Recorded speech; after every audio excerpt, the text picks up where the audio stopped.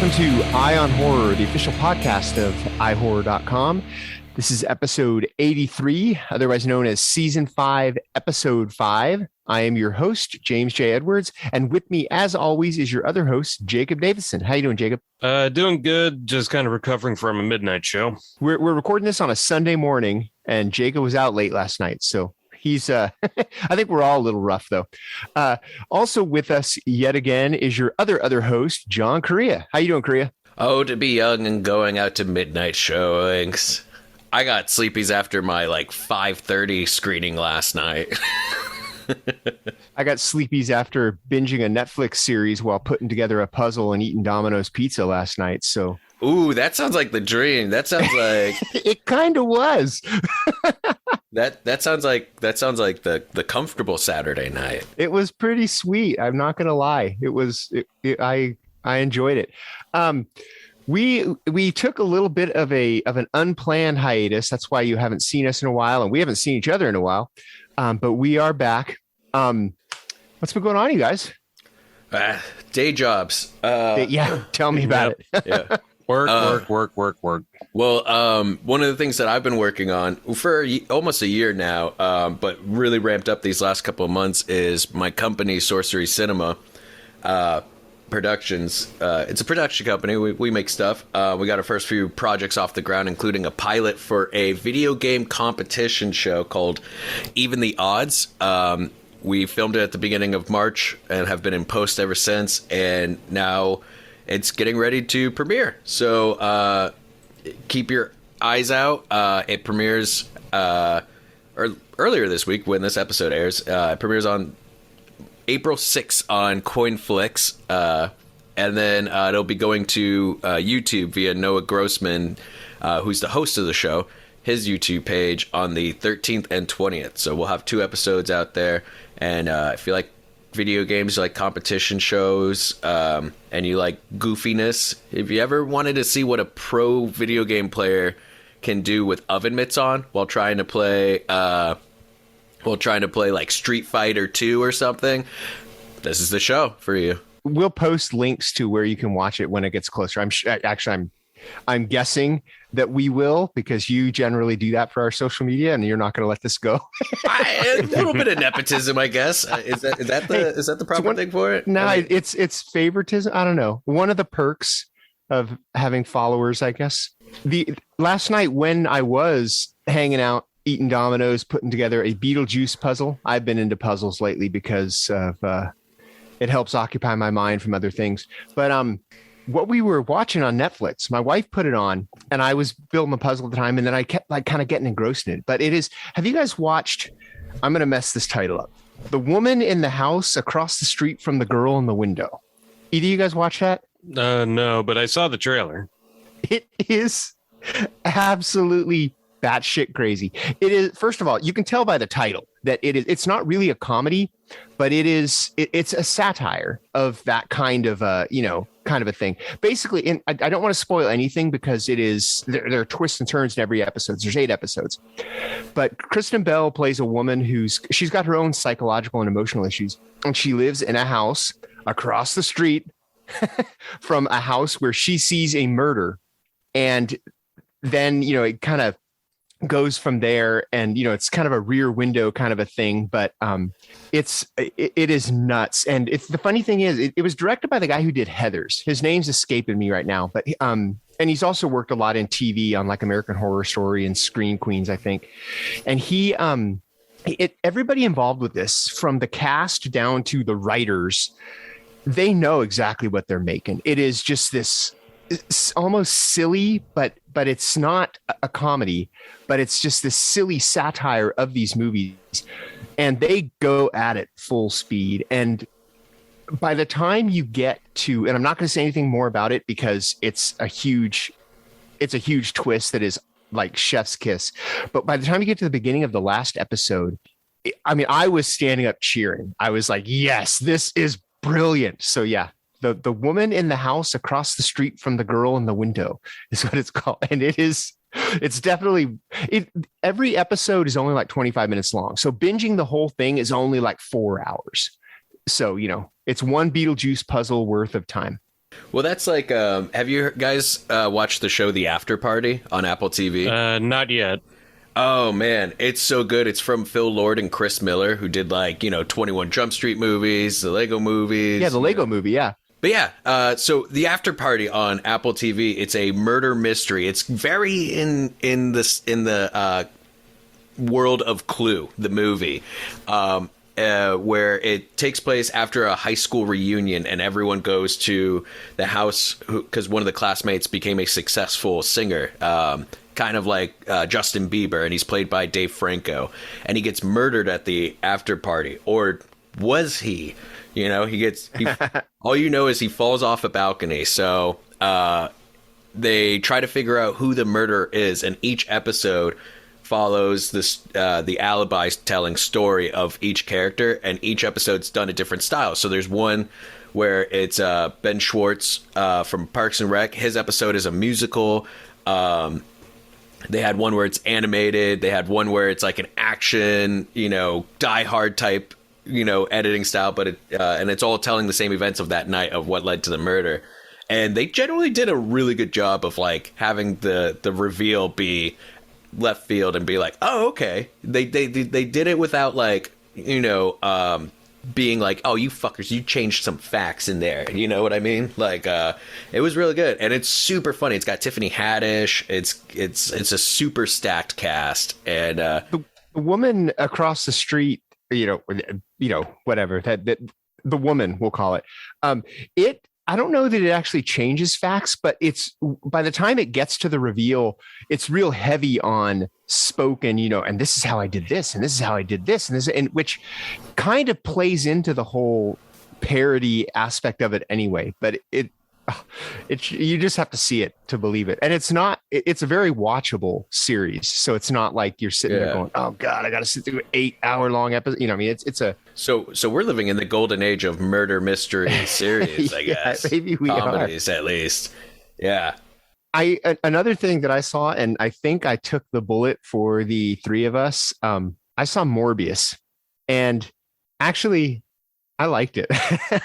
It is a better vampire movie than it is a superhero movie. I think they're mismarketing it as, a Marvel movie. It's in the Marvel universe, the Sony Marvel universe, which is, with all the different Spider-Man universes and Venom. But it's written by the guys who did Dracula Untold and The Last Witch Hunter. So that kind of tells you the kind of movie you're getting. The action scenes are all real Matrixy. The visual effects are really cool because there'll be like, basically Jared Leto plays Dr. Morbius, who has a blood disease, and he figures out a cure for it that involves fusing bat DNA with human DNA. Because that always goes so well. I was going to say, what could possibly go wrong? So he becomes this vampire type of a thing.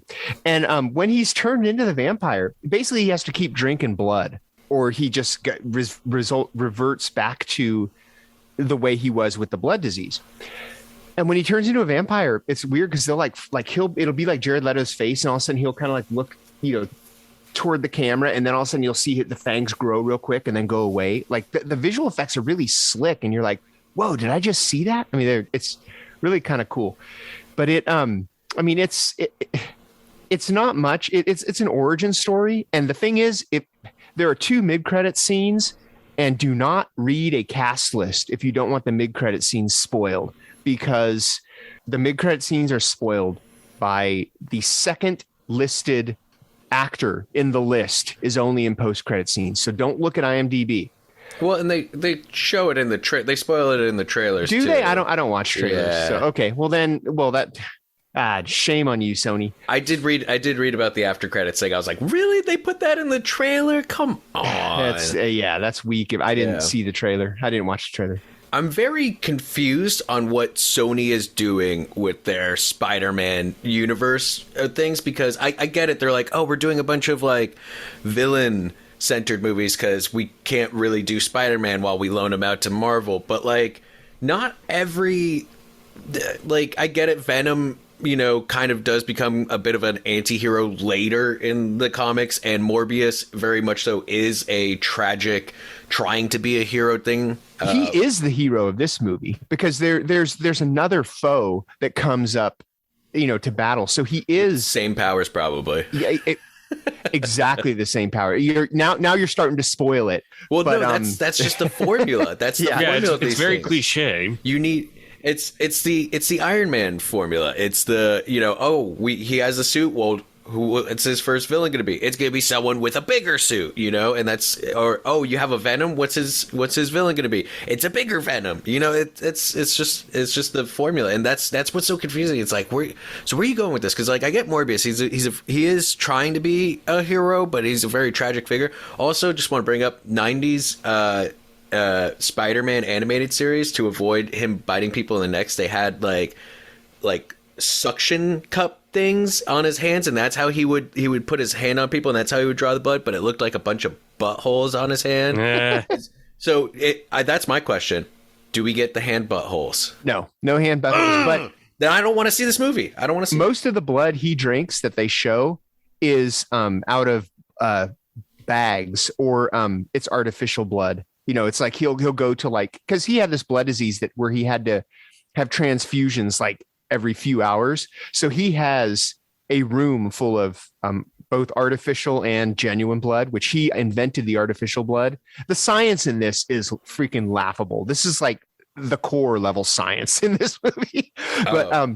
But he'll go in there and he'll like rip open a bag and drink it. And then, that is what, and he keeps track of how long. So, okay, it's getting shorter. It used to be 6 hours. Now it's 4, so he knows that he's got to figure something out. So it's a ticking clock movie too. But yeah, I enjoyed it more than most people are ripping into it. And I think that, approaching it, not knowing anything about Morbius, the comic book, just approaching it as, just like a vampire movie. I thought it was fun. I mean, I kind of enjoyed it. Not kind of, I did enjoy it. Yeah.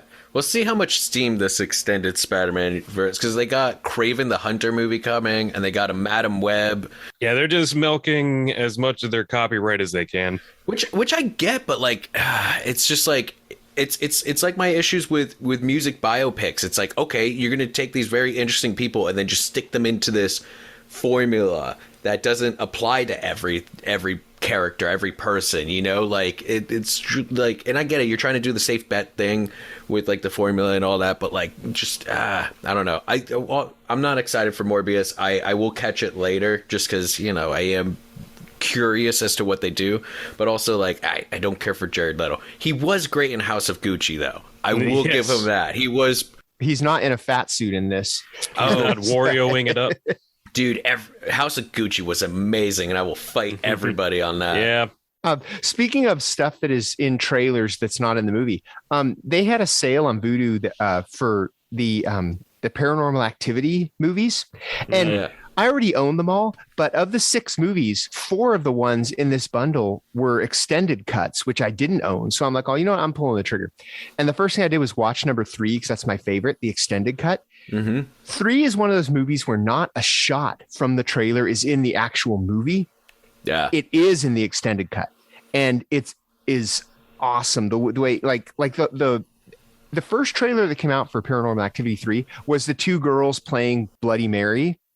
Just basically one camera, them playing Bloody Mary, and it is a little different. It's creepier in the trailer, but that scene is in it. There's a scene where she jumps from the top of the like this loft and then walks up the stair. That's just all this stuff that is in the trailer that they cut from they probably cut it from the movie after they made the trailer, but it's in the extended cut, which is actually pretty cool.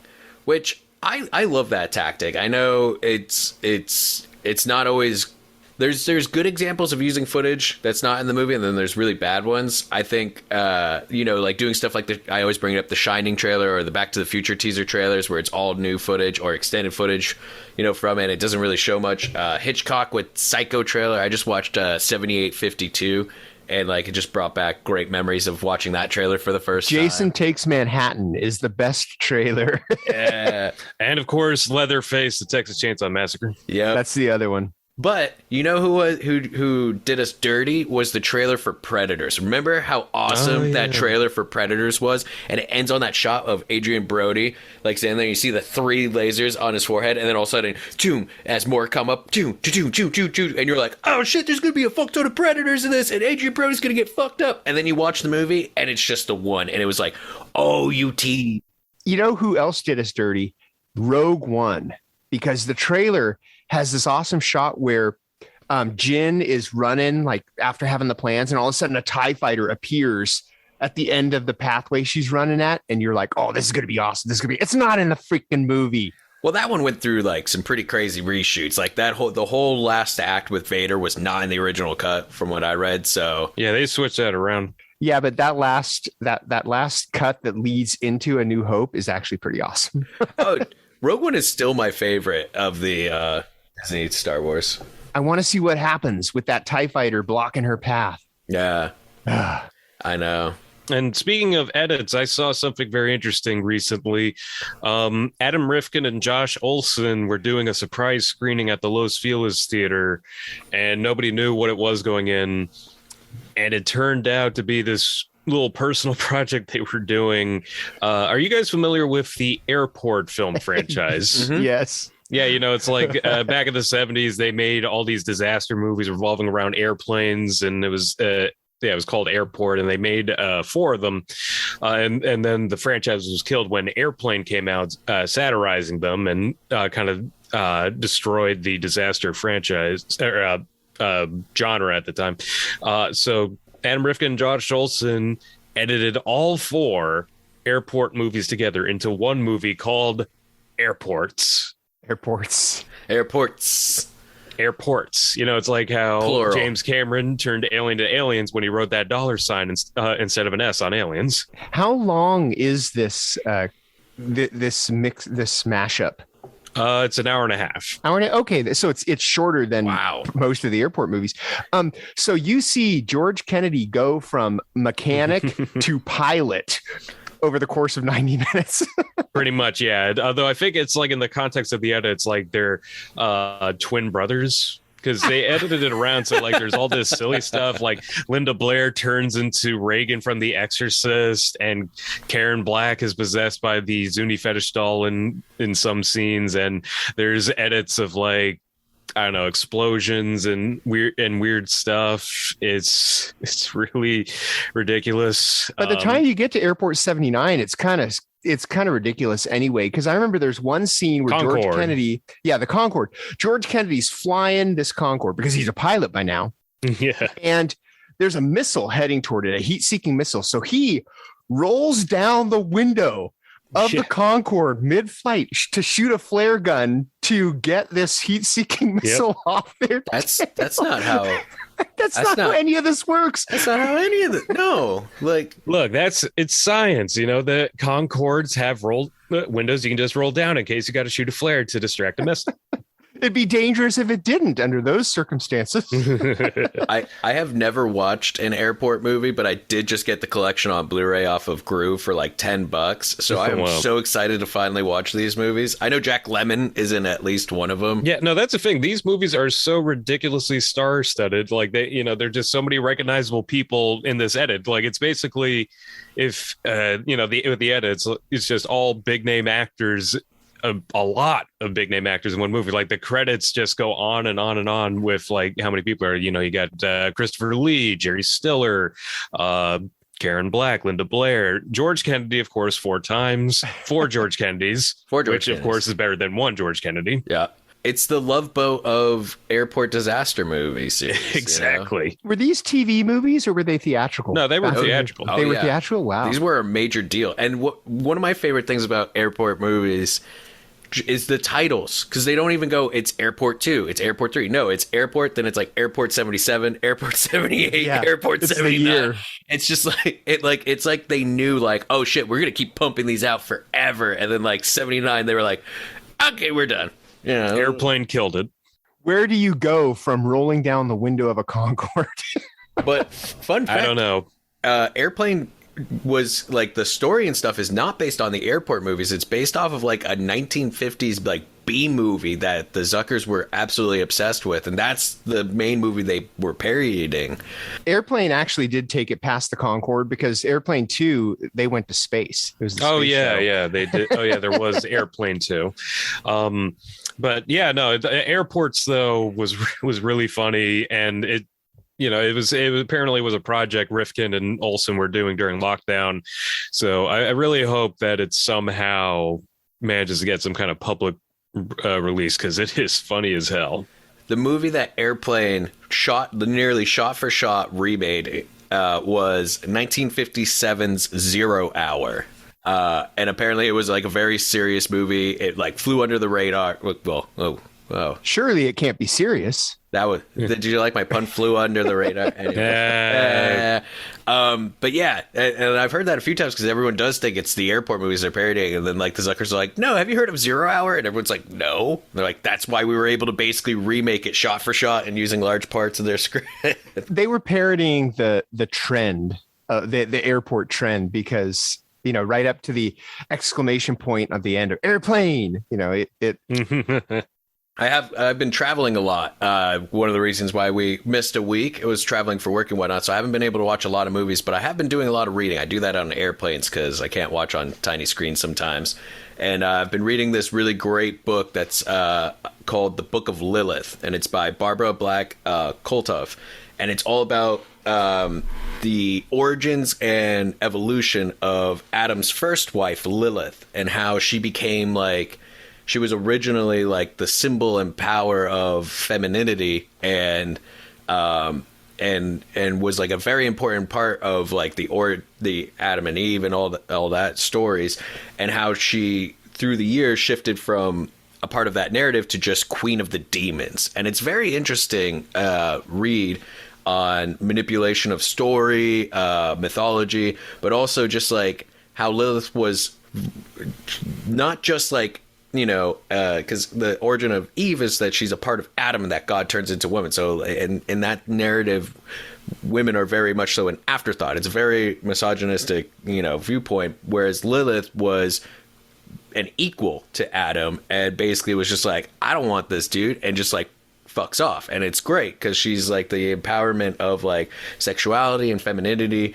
And then like just seeing how that narrative is twisted and changed until we get, the Lilith we know, which is Queen of the Demons. She was like a villain and supernatural, because that's where like the popular narrative is. So it's very interesting, and it's for such a small book, it's very dense read, very academic. So I highly recommend the Book of Lilith if you want to dive more into like psychology of mythology and how that changes through the ages, and really how the patriarchy upholds it stands through religion. It's interesting. Yeah, that does sound like an interesting read. Yeah. Back to what I was saying earlier, I saw Jack Shoulders' The Hidden again last night. There was a midnight screening at the New Bev, and man, that movie still holds up. It is so much fun, because it is such a weird but fascinating kind of genre mashup, because it's a buddy cop movie, it's an action movie, it's a horror movie, it's a sci-fi movie, and you got Kyle MacLachlan as a quirky FBI agent years before Twin Peaks. I was about to say that fits his MO a bit, doesn't it? It set the trend. And yeah, no, there was a lot of applauding, and like it was very much an audience movie. It's very exciting. Just people lost it during like the scene in the jail where like out of nowhere Danny Trejo pops up.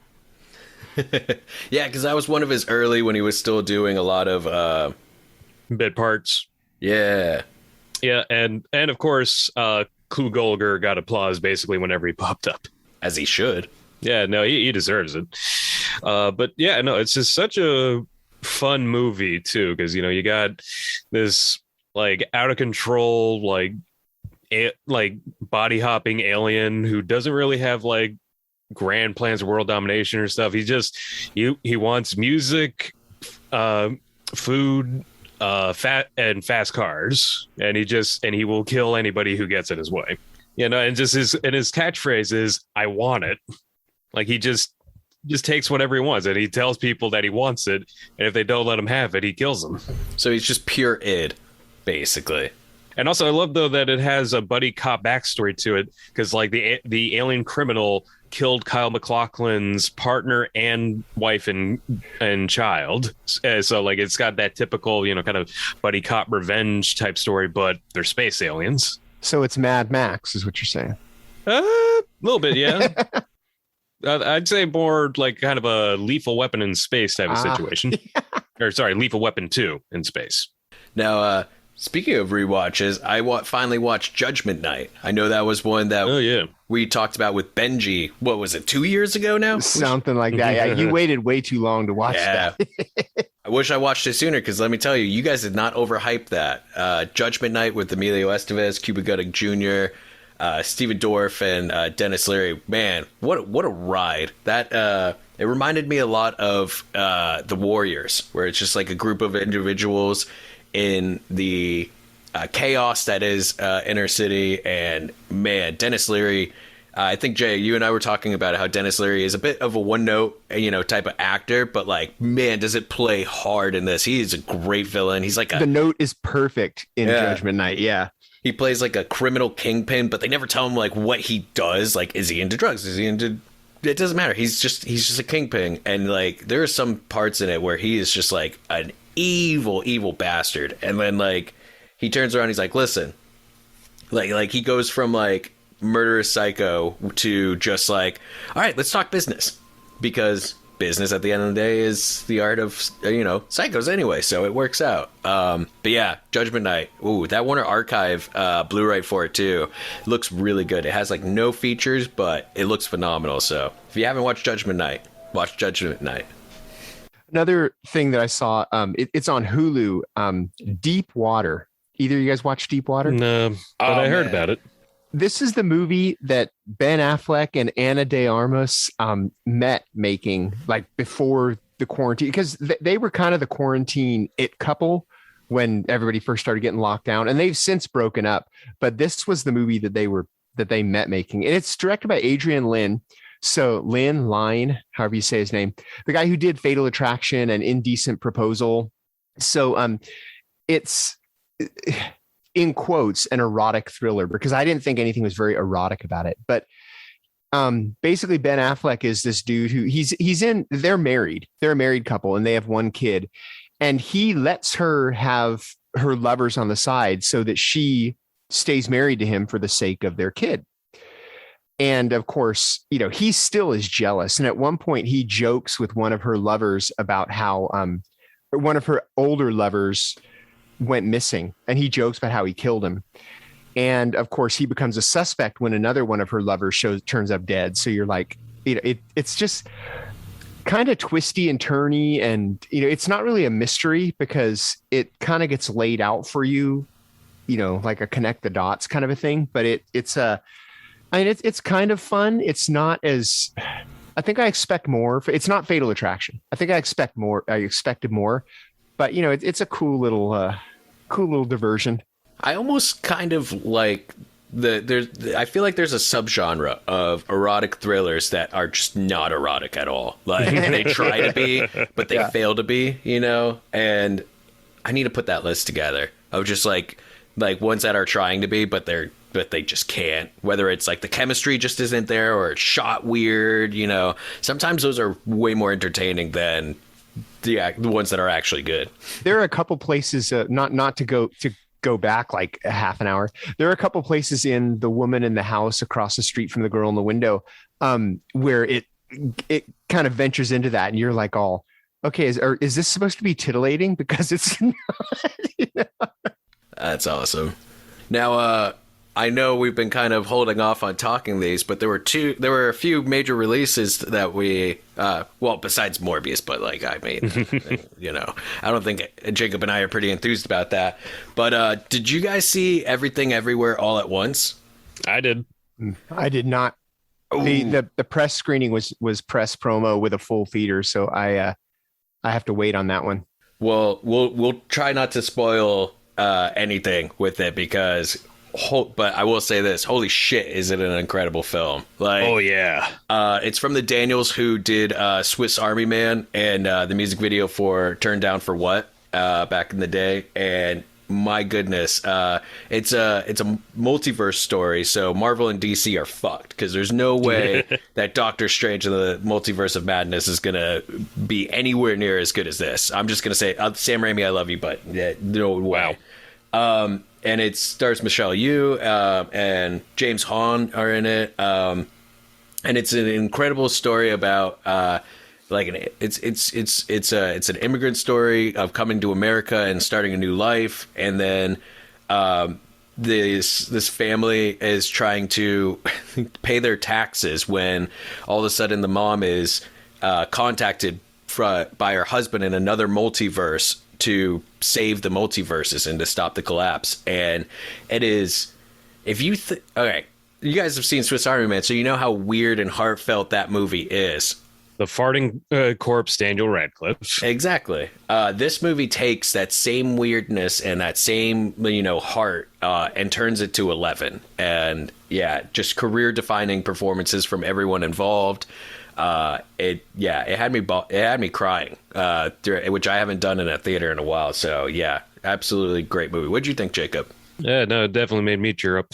I thought it was an amazing film. Just the heaviness to it while also being so lighthearted and weird as hell, and especially the kind of multiverse fighting style that they invoke with it's kind of hard to explain, but yeah, just it uses the multiverse in pretty creative ways in the fights. And also a big shout out to Ke Huy Quan. He played Data in The Goonies and Short Round in Indiana Jones, and I feel like this is his renaissance, because I saw it in IMAX, and he had a very big scene where he fights some bad guys, and it earned a near standing ovation. People loved him in the movie.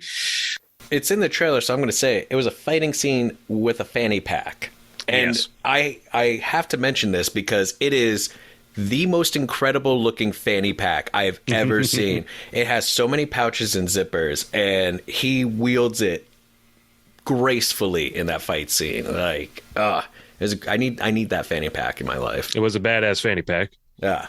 Yeah. And but also, lest we forget, Jamie Lee Curtis. Jamie Lee Curtis has an amazing comedy career. She has been incredible in A Fish Called Wanda and Scream Queens, but she taps into and does something that I've never seen her do before. Like, her performance, her timing, everything about her character is so incredible. And yeah, it's just such an imaginative movie. One of the ways they're able to tap into the multiverses is by trick algorithms through improbability. So how they do it is by tapping into what's the most improbable thing you could be doing to trick the algorithm and tap into it. And so a lot of the movie is Michelle Yeoh and the others doing the weirdest fucking things. For example, one person needs to tap into a multiverse, and how they do it is they need to give themselves 4 paper cuts between their fingers. And so this action scene is happening while this person's trying to give them the worst paper cuts ever. And it's just, you could hear everyone in the theater just be like, oh, stop, no. Yeah, no, that happened at my theater too. And that wasn't even the weirdest multiverse jump, because I'm not going to spoil the greatest fight scene ever. Yeah.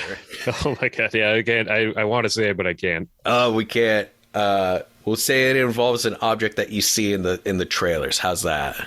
Yeah, there is some foreshadowing. Yeah, but yeah, no, just it is such an amazing movie, and it's just amazing that something so weird can be so heartfelt. Mm-hmm. I don't know. Just there's so many layers to it. It's going to be hard because right now that's my top film of the year. So it's going to be hard to top that. I'd have to say I agree. It's probably my favorite so far this year. But let's bring Jay back into the conversation to discuss Ty West's X, because I know you've seen that, bud. Yeah, which that is my right now. It's the only movie I've seen this year that I think may stick around for my top 10. I loved X. Not Morbius? No. I mean, if you see less than 10 movies this year, then Morbius will still be in your top 10, I guess, right? Put it this way. Texas Chainsaw Massacre will hit my top 10 before Morbius. Because I like Texas Chainsaw Massacre. It's very forgettable. I like Morbius too. but it's more forgettable. Actually, before we get into X, let's discuss that for a hot minute about how everyone was on fire about Texas Chainsaw a couple of weeks ago. Like we're talking weeks, not maybe a full month at this point, and now no one is talking about it. Absolute silence. Like is that because of the film? Is it because of like the Netflix streaming? Because like I almost want to blame the streaming, because I feel like if it got a theatrical thing, there would be longer discussion about this film. But Netflix just like buries their stuff after like the first week. Incredible, but sad. Anyways, back to X. Ty West, 10 years since his last film, and what a film to come back with. Like, just if you haven't seen X yet, it's about a group who are going to a farmhouse in the middle of Texas to film a porno, and shit goes wrong. It goes wrong real fast, and great performances all around. Brittany Snow especially, absolutely incredible performance out of her. I was very taken back in like where she went with a lot of her acting choices, and she went for it with a lot of the graphic nature of the film, because it does cover people making porn, and it does get very goopy with the bloodshed. So it delivered on all fronts with that X title. What'd you think, Jacob? Oh man, I loved it.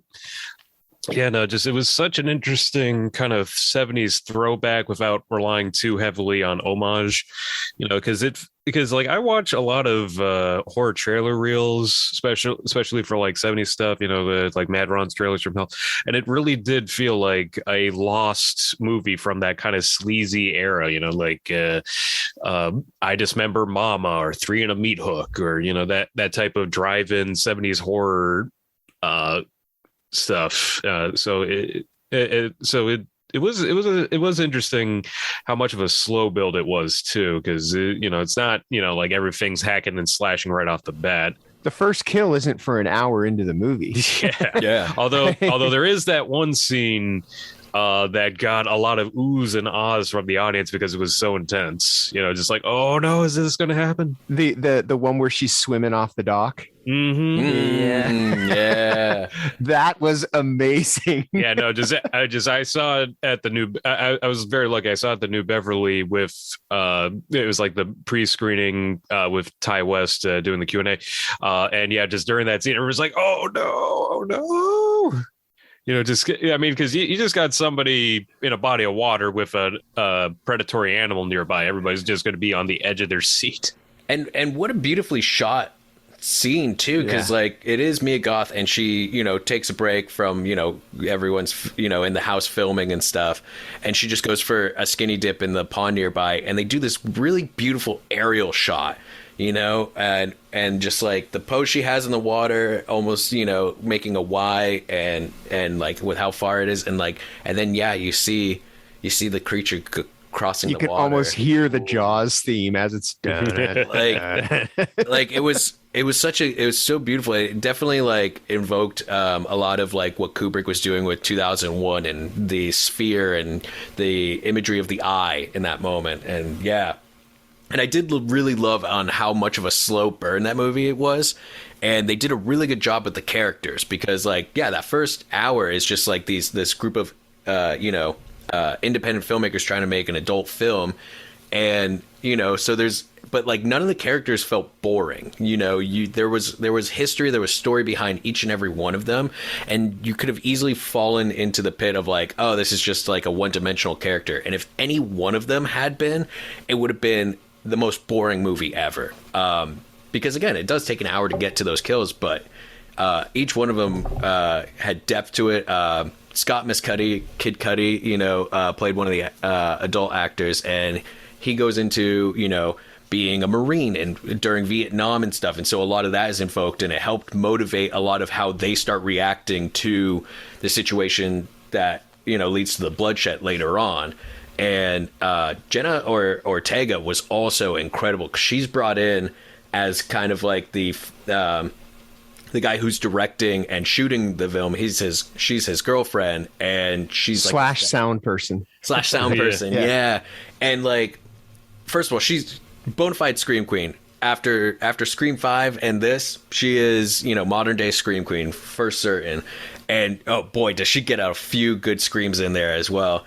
But like, even like her character, like she's presented as like they keep calling her Church Mouse and how she's really quiet and stuff. But she goes through like a whole range of like different reactions and emotions, and her character arc is very, very interesting. And yeah, I really appreciate that.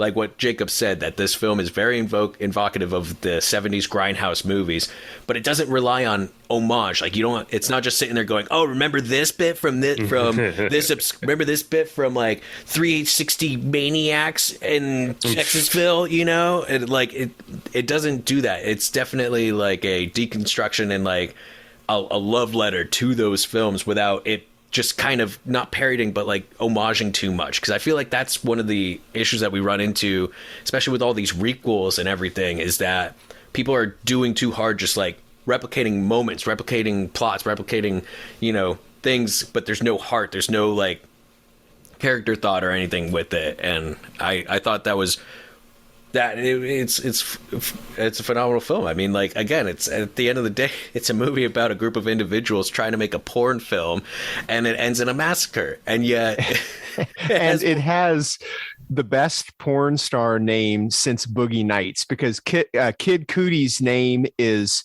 Jackson Hole. Yep. Jackson Hole. That's such a great name. Yeah. Oh man. So now Ty West is he gets kind of a lot of flack in his career for being an imitator, because his movies, House of the Dead, The Innkeepers, even The Sacrament, are kind of, he wears his influences on his sleeve. And this one is no different. See, this is almost like, and you could tell from the trailer, this is basically Texas Chainsaw Massacre without the chainsaw. Yeah. I mean, it's in Texas. It's a massacre. But like, you got the van, you've got the young kids, you've got the isolated house and stuff. But he takes that aesthetic and makes a completely different movie. It's not the only thing that's Texas Chainsaw Massacre about it is the look. The story itself is different. I mean, I think there's with the cinematography, there's a few influences of the original TCM in there. They definitely don't go as like dirty or as yellow. There are parts with the adult film scenes where they definitely make it look 16 or 8 mil, and then have that like color grain and stuff like that. But like the original TCM had a very dirty look, and it was very yellow and very old timey. But yeah, I thought that was a great analogy. It's TCM but without the chainsaws. Yeah. And they do a really interesting thing with the villains of the movie too, and I'm trying not to get into spoiler territory with that, so I'm trying to use my words wisely with it. But they definitely give you a bit of a bait and switch with it.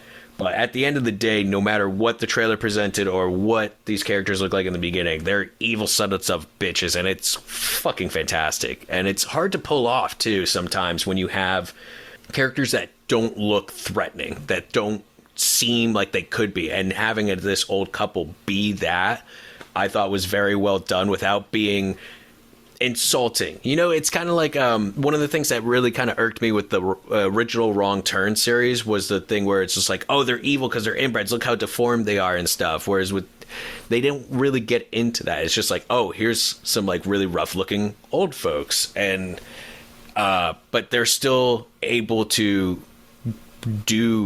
be menacing without like tapping into anything supernatural or anything like that, which I thought was very well done. Yeah. So go see X.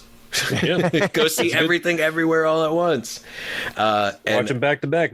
Oh, I don't know about that. I did that yesterday, and that was a very emotional day all around. But yeah, the audience reaction to X was phenomenal. There was people cheering. There was people, and I just saw that at AMC. But there was a few moments of just like you hear, oh shit.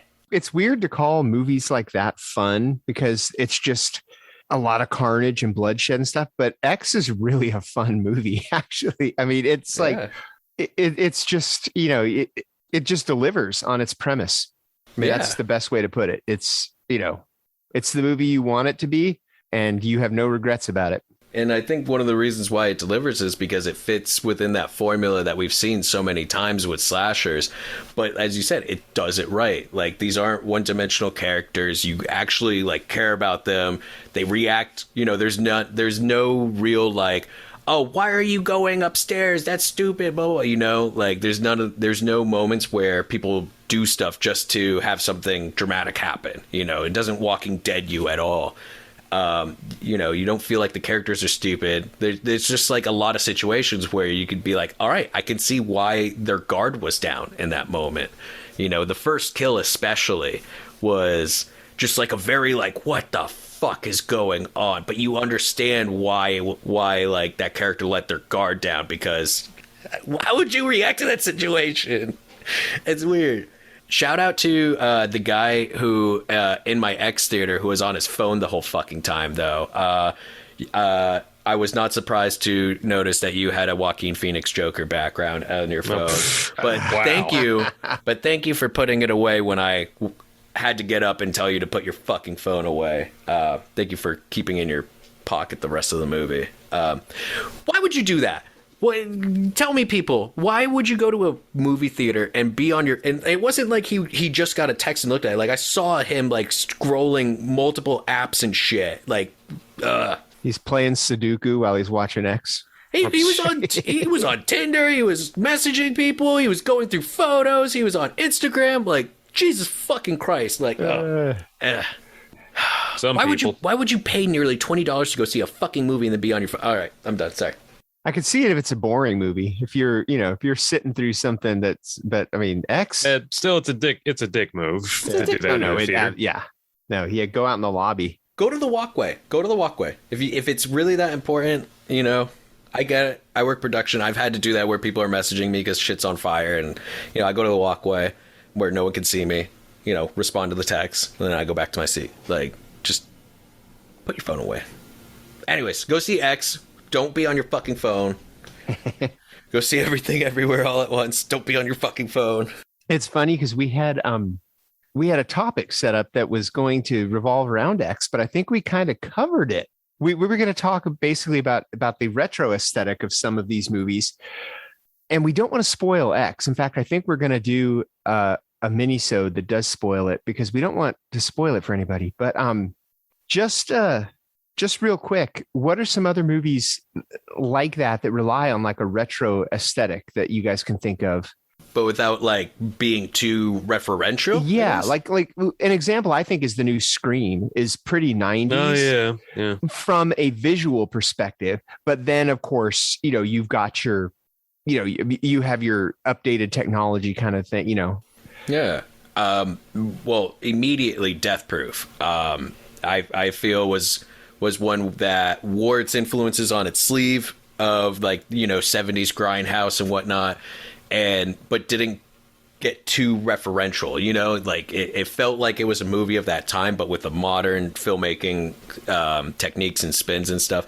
Plus, I mean, Kurt Russell as Stuntman Mike, that was a career defining performance and just absolutely incredible all around. I think the Conjuring movies kind of have done that with they almost feel like they want to be the Amityville Horror. Oh, yeah. With that whole 70s haunted house thing, which Ty West also does that in The Innkeepers as well. So it kind of I mean, like I said, Ty West does it better than anybody, but it looks like James Wan is pretty good too. The first one that comes to mind for me would probably be Dude Bro Party Massacre 3. Any chance he gets to bring up this movie. Look, exactly. That is my character. I will do whatever it takes to reference Dude Bro Party Massacre 3 at any given opportunity. It's not a character fault if that's what you think I'm implying. I love it. I still haven't seen it though. Yeah, but still though is that the movie is shot like VHS, or like it was transferred onto VHS to give it that quality, and it does really feel like kind of the direct to video late 80s early 90s kind of style of the many direct-to-video slasher movies. So it does a good job of capturing that kind of lo-fi aesthetic. And also, yeah, and I am a sucker for kind of like, VHS filtered type of movies. And I would also say Turbo Kid. Oh yeah, very much. Because there's definitely been in the last like 20 years that like retro nostalgia, where it becomes too referential at times, but there was a period where there was a slew of movies that they just like nailed it right on the head, like of just having the aesthetic without being too like, we mentioned Ghostbusters, isn't this great? We mentioned this because it's of this time. They didn't Abrams it. I always poke fun at J.J. Abrams' Star Trek for being Star Trek movies in name, but really they're Star Wars movies that just have a lot of Star Trek references in it, And I think Turbo Kid is another one that like just nails that nostalgia without, being super referential and wears its heart on its sleeve. And man, just what a genuinely fun movie. The first part of it does that too. It almost feels like Stand By Me. And then purposely the second part when they're adults, updates it. But the first part of it felt like that to me. And then, of course, you have series like Danger 5, where it's just yes, because there's the side of it where it is referential, but it's nostalgic, but they take it to 11 with the goofiness. So you have like Danger 5 or Kung Fury, where it's just like so over the top with it, but so much fun. God, I need to rewatch Danger 5. Yeah. Also, one that came to mind was The Void. Because it's set in a vague time period and it does feel like it's like some kind of 80s or 90s creature feature with a lot of practical effects. And I don't know, it does feel like something I would have watched on the Sci-Fi Channel back in the 90s. Oh, it's very invocative of Stuart Gordon's work in the 80s. Oh, definitely. Yeah. All right. I think, is this as much as we could talk about X without spoiling it? Yeah, I think we're going to have to mini-sode it, dude, because like there's so much I need to talk about with that movie. I think we're going to need another 15 separate. All right, then let's get out of here and move on to that. Before we go, though, we should have mentioned this earlier, but we're going to mention it right now. Bruce Willis retiring from acting. So let's just go. What are your favorite Bruce Willis roles? I'm going to say The Sixth Sense and basically the Shyamalan ones. Sixth Sense, Unbreakable, and Glass. Two that come to mind for me that I actually rewatched after hearing the news, Death Becomes Her and The Fifth Element. Like Death Becomes Her is one of my favorite comedic roles by Willis, and The Fifth Element is one of my favorite action roles with him. And it just shows, just what a wide range he had, especially in the 90s. Oh yeah, Bruce Willis, man, like that's such rough news. Favorite Bruce Willis roles. I mean, obviously, the Die Hard trilogy, all around so much fun. And I say trilogy because I did watch 4 and 5 recently, and no, thank you. But the trilogy, especially Die Hard with a Vengeance, is still my favorite. But also, I have to Looper. Just like what a great role with him. It was very reflective.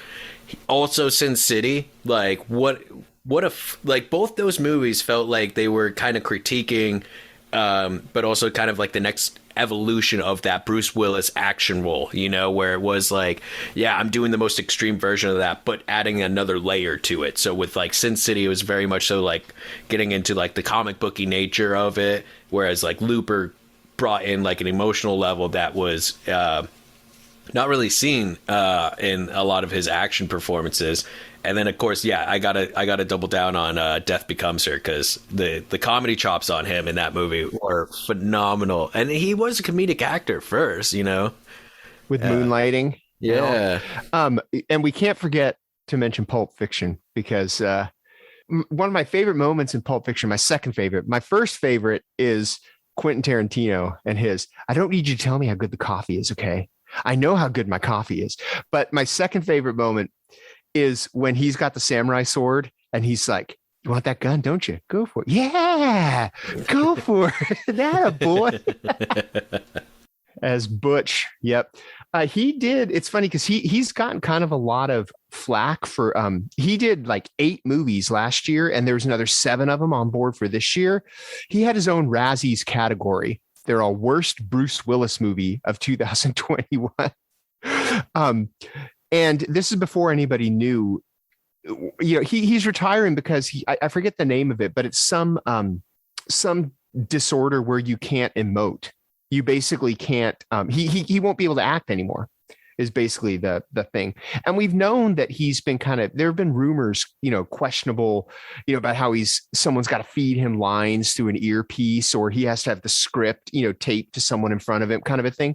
But he got a lot of flack for doing so many movies in such a short time. And I guess these movies are like really bad. They're like just thrown together. It's like they had Bruce Willis for a month, and but then they like just shot as much footage as they could, and they're editing them together into cohesive movies.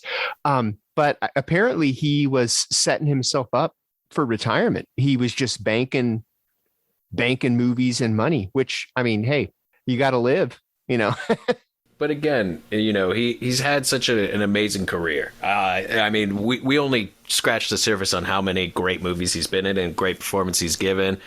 Aphasia is what that's what it's called. Yeah. And it's rough seeing because I mean, he was an action hero for all of us growing up, and it's hard to see them go there, but I'm glad I'm happy that he's taking the opportunity to step back and work on his health and all that, put the focus where it's needed, and we'll miss him. And I think this is also a great opportunity to say fuck the Razzies, and that it's a mean-spirited thing that really doesn't need to exist anymore. I don't think it needed to exist in the beginning, but they're already starting to they're rescinding that category, and they're also rescinding Shelley Duvall's nomination for The Shining back in '80. I mean, I get where the Razzies are coming. They came from kind of a spot of humor.